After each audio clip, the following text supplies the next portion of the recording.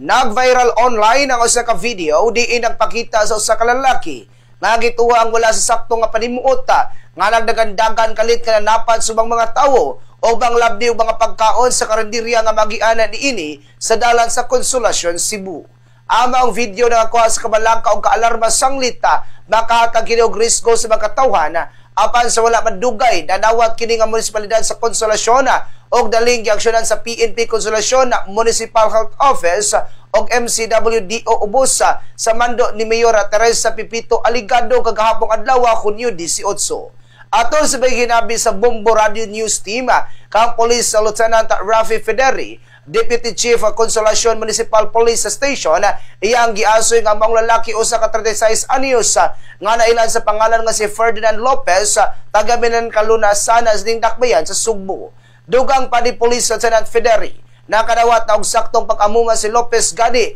gipabaton nila kini og proper care kay ila na kini gipaliguan gipainom og gipakalma gitupihan og dayon gidala sa Vicente Soto Memorial Medical Center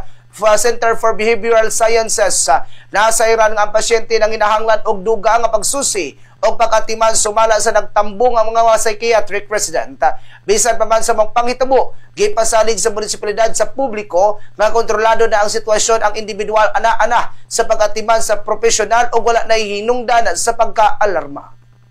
Anya toto nakuha ang mismong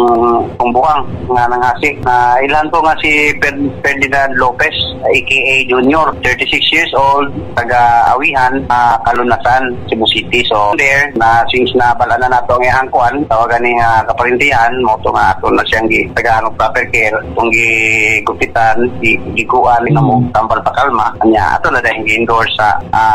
Vicente Soto Willie, SWD and ato ang kapang ko sa